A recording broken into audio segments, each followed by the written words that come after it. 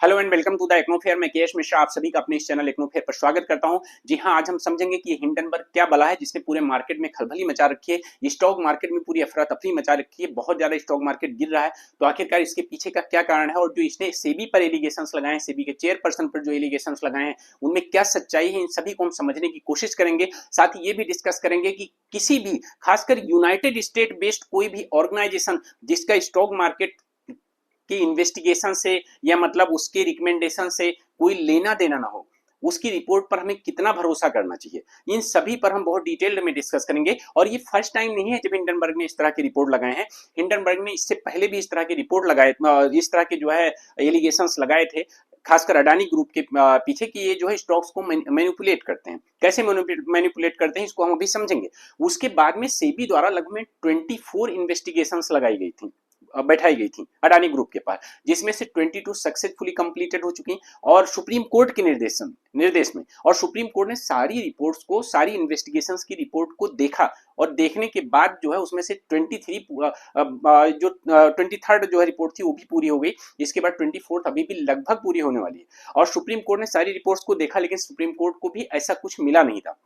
ठीक है, सेबी की जो रिपोर्ट थी उसमें अडानी को क्लीन चिट दे दी गई थी। और इसके बाद में आखिरकार ऐसा क्या हुआ कि हिंडनबर्ग द्वारा दोबारा से ऐसे एलिगेशंस लगाए गए हैं, जबकि पहली बार सेबी, देखो पहली बार उसने किस पे लगाया, अडानी ग्रुप पे। लेकिन अडानी ग्रुप को जब सेबी ने क्लीन चिट दे दी, सेबी की इतनी 24 इन्वेस्टिगेशन हुई, उसमें से 22 ने जो है क्लीन चिट दे दी, बाकी अभी ऑनगोइंग है। तब जो है हिंडनबर्ग द्वारा क्या किया जा रहा है, हिंडनबर्ग द्वारा सेबी को ही जो है आरोप लगा दिए जा रहे हैं कि सेबी और अडानी ग्रुप की मिली भगत है। देखिए, जब हम बात करते हैं सेबी के चेयरपर्सन की, तो जो डिसीजंस होते हैं वो केवल सेबी के चेयरपर्सन के द्वारा लिए नहीं जाते हैं। आप लोग जब भी कोई ऐसी न्यूज सुने तो उसको बहुत ध्यान से समझें कि अगर सेबी का चेयरपर्सन, देखो वहां पे एक कमेटी होती है, उस कमेटी के बाकी सभी मेंबर मिलकर इसके बाद आम सहमति से जो डिसीजन लेते हैं, तो इस वजह से वो डिसीजन केवल चेयरपर्सन के द्वारा नहीं लिए जाते हैं। तो अगर चेयरपर्सन के साथ ऐसी कोई मिली भगत का आरोप लगाया भी जाता है तो वो आप समझ सकते हैं कि उसका कोई खास रोल नहीं रह सकता है उसमें। लेकिन हम समझेंगे आखिरकार ये कौन से एलिगेशन है, किस तरह से। देखो इस बार क्या कहा है, आप ध्यान से समझिएगा। इस बार उसने बताया हिंडनबर्ग द्वारा कि जो इनकी फैमिली है, जैसे मैं मान लेता हूं विनोद अडानी, ठीक है, अब इनकी क्या है, अडानी फैमिली की कुछ ऑफशोर ट्रस्ट हैं। ठीक, कुछ ऑफशोर ट्रस्ट हैं, ट्रस्ट कंपनीज हैं, खासकर ऐसी जो रियल एस्टेट इन्वेस्टमेंट जो ट्रस्ट होते हैं, जो REITs होते हैं। ठीक है, तो उनके बारे में वो है। और वो क्या करती हैं, वो अपना फंड जो है मॉरिशस बेस्ड कुछ कंपनीज में लगाती हैं, और फिर वो कंपनी, मॉरिशस बेस्ड जो कंपनी है, वो क्या करती हैं, वो अडानी ग्रुप में इन्वेस्ट करती हैं। तो इस तरह से जब इतना सारा बाहर से इन्वेस्टमेंट आ रहा होता है तो अडानी ग्रुप के जो स्टॉक्स हैं, जो शेयर हैं, वो बढ़ते हैं। ठीक है, और अडानी ग्रुप को फायदा होता है, बाकी ज्यादा से ज्यादा लोग उसमें इन्वेस्ट करते हैं। ठीक है, ऐसा जो है हिंडनबर्ग द्वारा एक रिपोर्ट में बताया गया। आप ध्यान से समझिएगा। कुल मिला के कहने का मतलब यह है कि जो अडानी का पैसा है वही जाके यहाँ मॉरिशस की कंपनी में लगता है और फिर वही पैसा अडानी ग्रुप में लगता है। ठीक है, ऐसा हिंडनबर्ग द्वारा आरोप लगाया गया।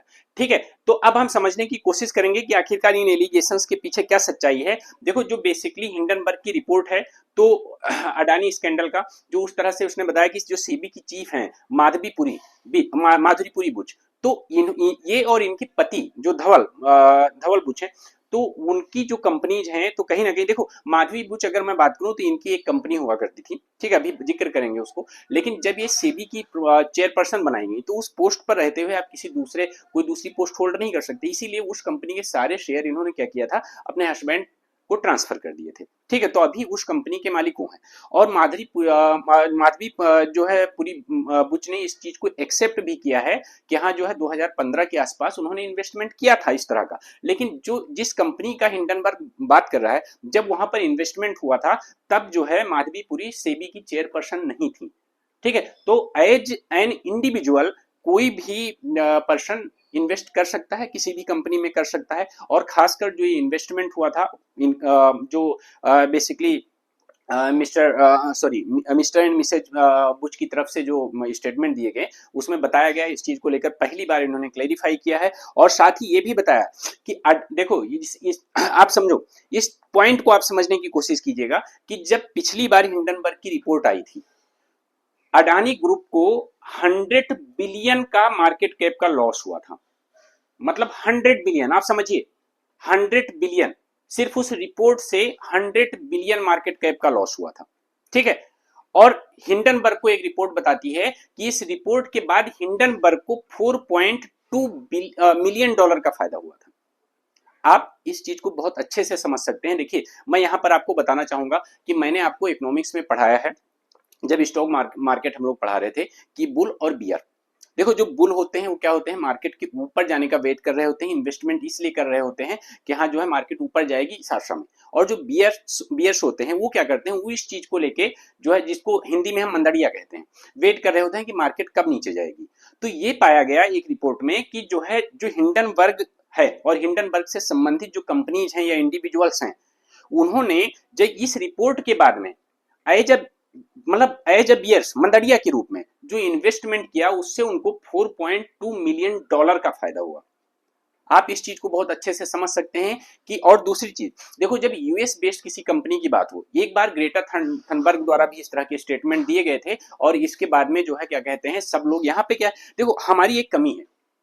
वो कमी क्या है कि अगर कोई विदेशी संस्थान कोई रिपोर्ट जारी करता है तो हम उस पर आंख मूंद कर भरोसा कर लेते हैं, और अपने देश की जो कंपनियां हैं, जो संस्थान हैं, उन पे हमें बिल्कुल भी भरोसा नहीं रहता है। ठीक है। और खासकर आपको समझना पड़ेगा इस चीज को कि चाहे देखिए, पर्यावरण संबंधित जो इंडेक्स आता है, मैंने आपको पढ़ाया हुआ है कि उसमें भारत को ले जाके सबसे निचले स्थान पे रख दिया जाता है, इवन अफगानिस्तान और पाकिस्तान से नीचे रख दिया जाता है।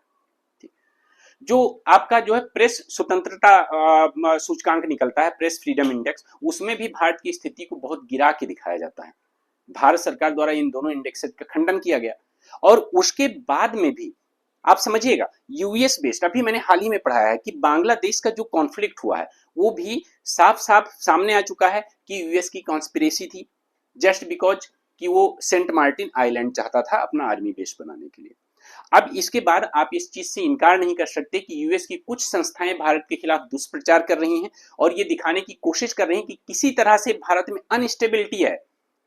फिर चाहे वो स्टॉक मार्केट में हो, भारत की अगर स्टॉक मार्केट में अनस्टेबिलिटी आती है तो भारत की अर्थव्यवस्था पर नकारात्मक प्रभाव पड़ता है।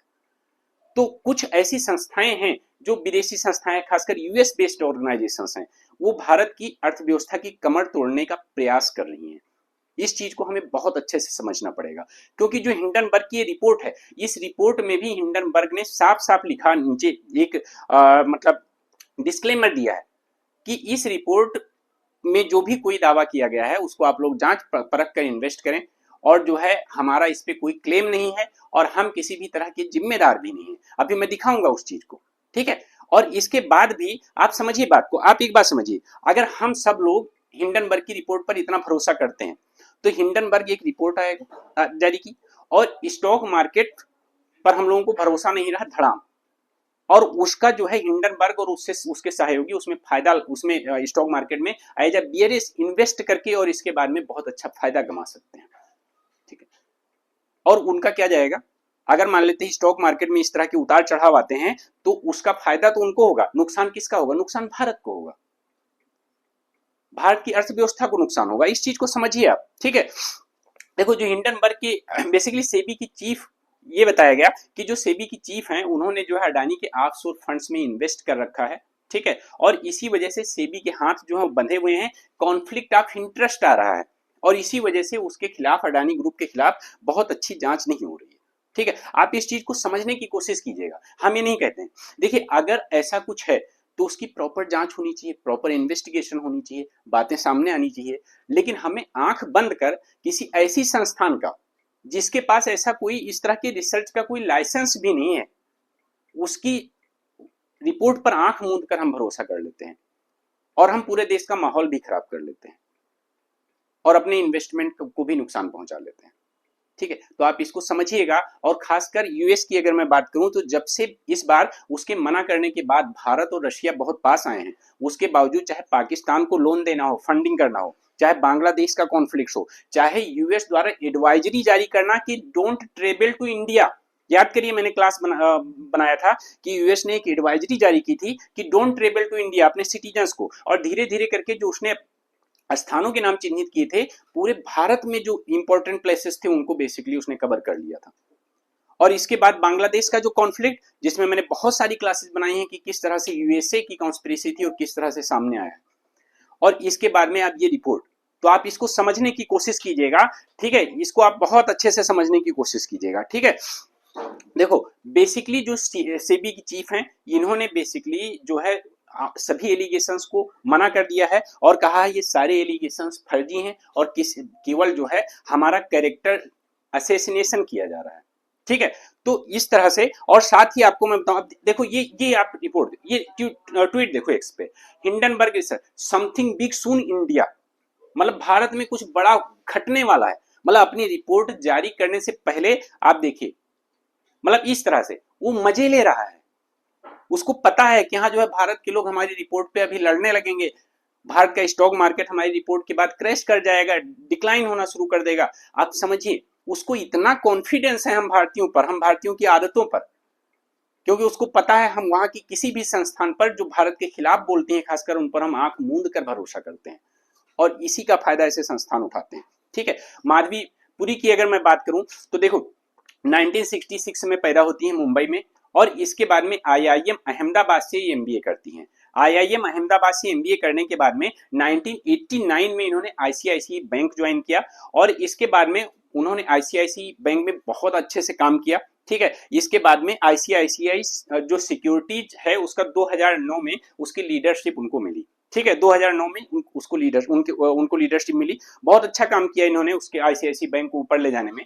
अब देखो, अब जो ये रिपोर्ट आई है इसमें मधुसूदन केला इन्होंने साफ साफ समर्थन किया है और कहा है कि जो यूएस का शॉर्ट सेलर हिंडनबर्ग रिसर्च के एलिगेशंस हैं अगेंस्ट सेबी चीफ माधवीपुरी बुच तो और उनके हस्बैंड के खिलाफ, वो केवल एक कॉन्स्पिरेसी है, वो केवल एक कॉन्स्पिरेसी है और सेबी की रेपुटेशन और भारत की रेपुटेशन खराब करने की कोशिश की जा रही है, इसके अलावा ये कुछ नहीं है। अभी आप बहुत ध्यान से समझिएगा, ठीक है। यहां तक कि जो the Indian ventures and alternate capital association जिसको हम आईवीसीए कहते हैं, उसने भी बेसिकली जो है माधवीपुरी बुच का साथ दिया है और बताया है कि ये जो कमिटमेंट्स हैं मार्केट में और जो मतलब उनके जो कमिटमेंट्स रहे हैं वो बेसिकली जो है मार्केट की इंटीग्रिटी को और उसके गवर्नेंस को लेकर और इन्वेस्टर प्रोटेक्शन को लेकर जो है हमेशा जो है उनके जो कमिटमेंट है वो फेवर में रहे हैं, ठीक है। उन्होंने कभी भी ऐसा कोई काम नहीं किया है, तो एसोसिएशन उनके सपोर्ट में खड़ा है। अब देखो भारत के सारे एसोसिएशन उनके सपोर्ट में आए, जो आरईआईटीज हैं, आरईआईटी एसोसिएशन मतलब बेसिकली जो real estate investment trust association है, वो भी इसके फेवर में जो माधवीपुरी बुच के फेवर में खड़ा मिला है और कहा है कि यूएस बेस्ड जो शॉर्ट सेलर है उसने जो इस तरह के एलिगेशंस लगाए हैं वो पूरे बेसलेस हैं, किसी काम के नहीं है, मिसलीड कर रहे हैं। आप देखिएगा सेबी द्वारा भी उसके क्लेम को रिजेक्ट कर दिया गया है और कहा गया है कि the allegation brought forth by Hindenburg research against the Adani group have been thoroughly investigated by SEBI. इस तरह के जो लगाए गए हैं सेबी द्वारा ऑलरेडी पूरी तरह से इन्वेस्टिगेट कर किए गए हैं और साथ में इन्वेस्टिगेशन जो हुई है वो सुप्रीम कोर्ट के निर्देशानुसार हुई है, उसके निर्देशन में हुई है। इसके बावजूद आप कैसे हिंडनबर्ग पे भरोसा कर सकते हैं? आप समझने की कोशिश कीजिए। Honourable supreme court in its order on January 3, 2024 इसी 3 जनवरी को उसने देखा कि सेबी की जो 22 आउट ऑफ 24 इन्वेस्टिगेशंस थी वो पूरी हो चुकी हैं और उसमें अडानी को क्लीन चिट दी गई है और उस सारी रिपोर्ट को जो है बेसिकली देखा गया सुप्रीम कोर्ट के द्वारा, ठीक है। और साथ ही एक और जो इन्वेस्टिगेशन थी वो भी जो है मार्च 2024 में कंप्लीट हुई है और एक लास्ट जो 24th जो है इन्वेस्टिगेशन है वो भी चल रही है, ठीक है। अब आप एक चीज आप बहुत अच्छे से समझिएगा, जबकि हमारे यहाँ पे जो बेसिकली अपोजिशन है, जो विपक्षी पार्टियां हैं, उन्होंने डिमांड की है कि जो माधवीपुरी बुच हैं उनका रेजिग्नेशन जो है एक्सेप्ट किया जाए, क्योंकि वो रिजाइन करें, क्योंकि यहाँ पर कॉन्फ्लिक्ट ऑफ इंटरेस्ट की बात आ रही है। अडानी वर्सेस हिंडनबर्ग मैटर में बहुत ज्यादा ये नया मोड़ ले लिया है, ठीक है। और देखो the narrative is being set far away from the facts, मतलब फैक्ट से एकदम अलग है, ठीक है। Facts are being manipulated. आप एक चीज बहुत अच्छे से ध्यान दीजिएगा, सबसे पहले मैं हिंडनबर्ग के बारे में बात करता हूं, आप हिंडनबर्ग के बारे में देखिए, ठीक है। पहली चीज, हिंडनबर्ग किसी तरह का इन्वेस्टमेंट एडवाइजर नहीं है और यूएस में भी किसी तरह के एज ए इन्वेस्टमेंट एडवाइजर के रूप में जो है उसकी कोई लिस्टिंग नहीं है, कोई लाइसेंस नहीं है उसके पास में, ठीक है। आप समझिएगा। और साथ ही इसने क्या किया है, जो इसने क्या कहा कि जो रिपोर्ट है, report is nothing but opinion, खुद इसने कहा है, हिंडनबर्ग ने खुद कहा है कि रिपोर्ट कुछ नहीं, ये एक ओपिनियन है, इन्वेस्टिगेशन कमेंट्री है, ठीक है। और बेसिकली रीडर्स को क्या करना चाहिए, देयर ओन ड्यू डिलीजेंस करने के बाद में इसके बाद इस पे भरोसा करना चाहिए। ये खुद हिंडनबर्ग कह रहा है कि जिससे वो फंसे ना, कोई उसके खिलाफ जो है ऐसे जो है केस ना करे किसी तरह का। ठीक है। यूज हिंडनबर्ग रिसर्च, इसने खुद कहा है, use Hindenburg research is at वो योर ओन रिस्क। ठीक है। In no event should Hindenburg research or any affiliated party be liable. आप देखिए, मतलब हिंडनबर्ग खुद इस चीज को लिख रहा है, इसके बाद भी आप लोग उस पर भरोसा कर रहे हैं। आप समझिए हिंडनबर्ग के बारे में, आप नीचे देखिए कि जब पिछली रिपोर्ट हिंडनबर्ग ने अडानी ग्रुप के बारे में दी थी, तो अडानी ग्रुप के ही शेयर डाउन होने से जो 100 बिलियन का नुकसान उसको हुआ था, उसमें से 4.1 मिलियन डॉलर का बेनिफिट हिंडनबर्ग और उससे संबंधित संस्थाओं ने कमाया था। ठीक है। आप इस चीज को समझने की कोशिश कीजिए कि किस तरह का नैरेटिव सेट किया जा रहा है। We are not giving any kind of warranty, ऐसा हिंडनबर्ग खुद कह रहा है।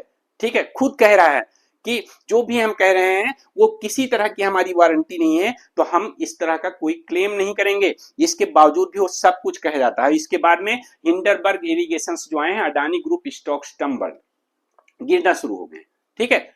और हिंडनबर्ग को फायदा होना शुरू हो गया है। आप समझिए इस चीज को। तो कम से कम मेरे कहने का मतलब है, किसी भी तरह के जो एलिगेशंस हैं, जो खासकर किसी इंटरनेशनल या मतलब विदेशी संस्थान द्वारा भारत की किसी संस्थान पे लगाए जाते हैं, तो उससे बेटर है। देखिए, पॉलिटिकल इंटरेस्ट आपके अलग हो सकते हैं, बट कम से कम देश की संस्थाओं पर भरोसा करना सीखिए, और तभी देश मजबूत होगा, देश की अर्थव्यवस्था मजबूत होगी। अदरवाइज इस तरह की जो संस्थाएं हैं वो आके आपके साथ और यहाँ की अर्थव्यवस्था के साथ, यहाँ की स्टॉक मार्केट के साथ खेल कर चली जाएंगी, और उसका नतीजा कुछ नहीं निकलेगा। क्योंकि जब देश का स्टॉक मार्केट क्रैश करेगा, जब देश की अर्थव्यवस्था क्रैश करेगी, तो नुकसान अपना होगा, उनका नहीं होगा। इस चीज को ध्यान दीजिएगा। अगर आप सभी को क्लास अच्छी लगी है तो चैनल को सब्सक्राइब करें और बेल आइकन दबाना बिल्कुल भी मत भूलें। धन्यवाद।